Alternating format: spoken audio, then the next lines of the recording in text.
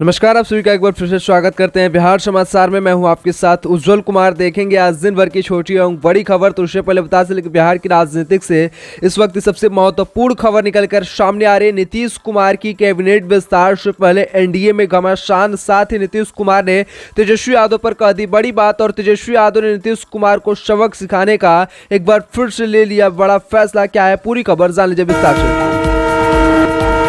बहुत बड़ी खबर निकल के आ रही है। लालू राबड़ी राज में आरक्षण नहीं मिला, कैबिनेट विस्तार पर आरजेडी को बोलने का हक नहीं, सम्राट चौधरी का बयान सामने आया। क्या है पूरी खबर, जान लीजिए विस्तार से। साथ ही बता चले कि लल्लन सिंह दिल्ली में पीएम मोदी से मिले। लल्लन सिंह बिहार में एनडीए सरकार बनने के बाद पहली मीटिंग। क्या है पूरी खबर, जान लीजिए विस्तार से। साथ ही बता चले कि नीतीश की जेडीयू में लौटेंगे उपेंद्र कुशवाहा। 1 साल बाद सीएम आवास पर पहुंचे आरएलजेडी अध्यक्ष। क्या है पूरी खबर, बताएंगे विस्तार से। साथ ही बता चले कि एक बार फिर से जीतन राम मांझी ने कहा कि मुझे तो सीएम बनाया जा रहा था, अब तो अन्याय मत करो। जीतन राम मांझी बनाने लगे नीतीश कुमार पर दबाव। क्या है पूरी खबर, जान लीजिए विस्तार से। साथ ही बता चले कि नीतीश कुमार को फिर सीएम क्यों बनाया गया, प्रशांत किशोर ने समझाया बीजेपी का बड़ा फायदा। क्या है पूरी खबर, जान लीजिए विस्तार से। साथ ही बता चले कि नीतीश कैबिनेट विस्तार से पहले एनडीए में घमासान। उपेंद्र कुशवाहा ने जीतन राम मांझी को दे दी नसीहत। क्या है पूरी खबर, जान लीजिए विस्तार से। तो ये थी सुर्खियां, इन तमाम खबरों को जानेंगे विस्तार से। तो उससे पहले अगर आप भी इस चैनल पर नए हैं, इस वीडियो को लाइक नहीं करेंगे तो इस वीडियो को लाइक कर, इस चैनल को सब्सक्राइब कर, इस वीडियो को व्हाट्सएप, फेसबुक और अपने दोस्तों के पास इस वीडियो को ज्यादा से ज्यादा शेयर कर दीजिएगा। और ऐसे महत्वपूर्ण खबर देखने के लिए चैनल को सब्सक्राइब कर लीजिएगा।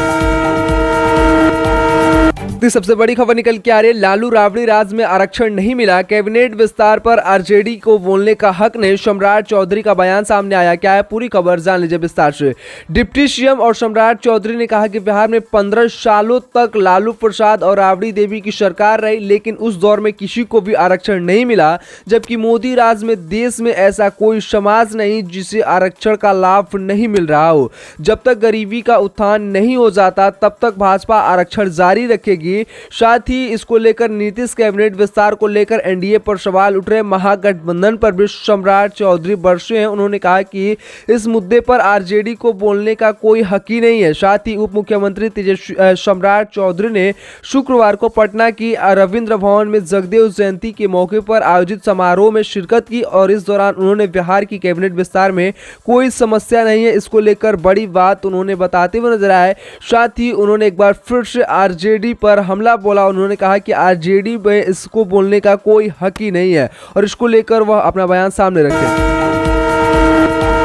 बहुत बड़ी खबर निकल के आ रही है। दिल्ली में पीएम मोदी से मिले लल्लन सिंह। बिहार में एनडीए सरकार बनने के बाद उनकी पहली मीटिंग। क्या है पूरी खबर, जान लीजिए विस्तार से।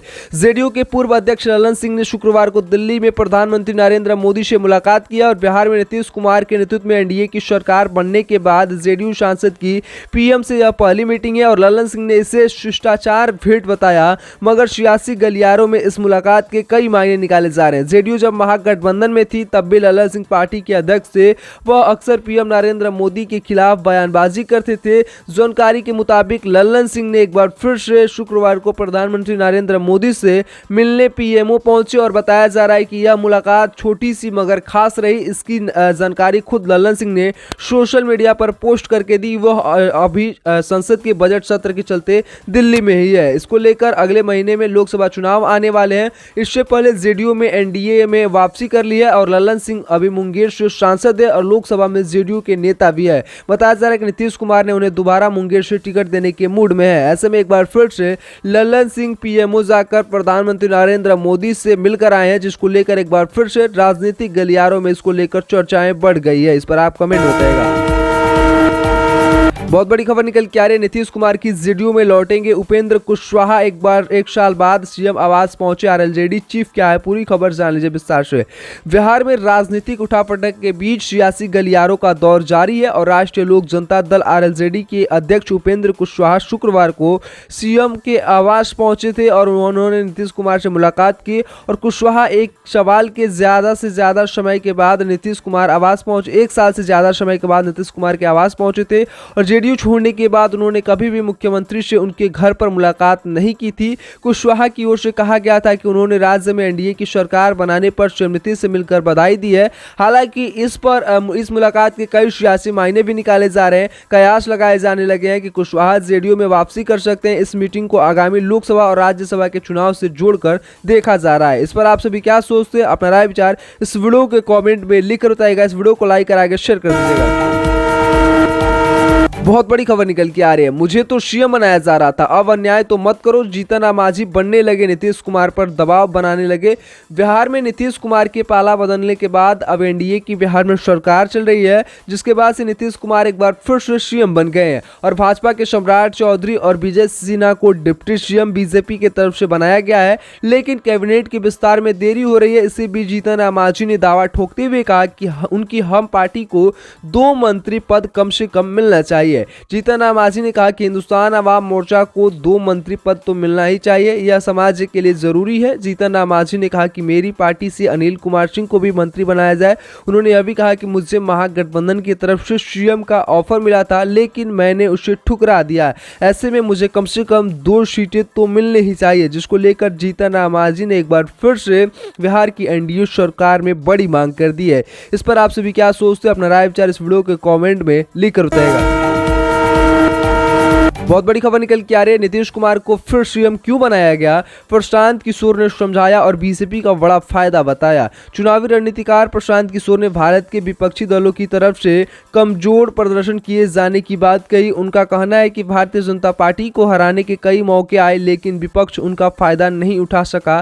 साथ ही उन्होंने साफ किया कि भारत में वह कभी भी तानाशाही जगह नहीं ले सकेंगे। उन्होंने दावा किया कि भाजपा ने विपक्षी गठबंधन को खत्म करने के लिए नीतीश कुमार के साथ दोबारा हाथ मिला लिया है। इंडिया एक्सप्रेस के एक कार्यक्रम के दौरान प्रशांत किशोर ने ताजा सियासी हालात पर खुलकर बात की। उन्होंने कहा कि भारत में कभी भी सत्ता का ऐसी केंद्रीकरण नहीं देखा। जब एक पार्टी को इतना ज्यादा वोट मिलता है तो विपक्ष के लिए मुश्किल हो जाती है। हालांकि ऐसा पहली बार नहीं हो रहा है। इसको लेकर उन्होंने इंदिरा गांधी के समय में भी कहा कि इंडिया इसको भी लेकर उन्होंने दर्शाया और साथ ही इस पर बड़ी बात कह दी। इस पर आप सभी क्या सोचते हैं? अपना राय विचार इस वीडियो के कमेंट में लिखकर बताइएगा।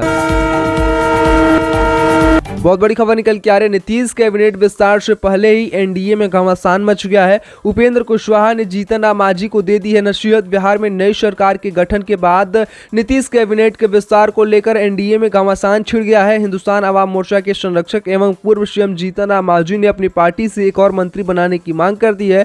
उन्होंने यह भी सवाल किया कि महागठबंधन से उन्हें मुख्यमंत्री पद का ऑफर मिल चुका है। अब जेडीयू और बीजेपी के सहयोगी आरएलजेडी के प्रमुख उपेंद्र कुशवाहा ने मांझी को नसीहत दे दी। उन्होंने कहा कि मांझी को इस तरह सार्वजनिक नहीं बोलना चाहिए। बिहार में बीते रविवार को मुख्यमंत्री नीतीश कुमार ने 8 अन्य मंत्रियों के साथ शपथ ग्रहण किए थे और इसी दिन जेडीयू महागठबंधन छोड़कर एनडीए में शामिल हुए थे। सम्राट चौधरी और विजय चौधरी को एक बार फिर से डिप्टी सीएम बनाया गया और इसको लेकर एक बार फिर से उपेंद्र कुशवाहा बड़ा बयान देते हुए नजर आए। इस पर आप सभी क्या सोचते हैं? अपना राय विचार इस वीडियो के कमेंट में लिखकर बताइएगा। वीडियो में आखिर तक मिलकर आपका बहुत बहुत धन्यवाद।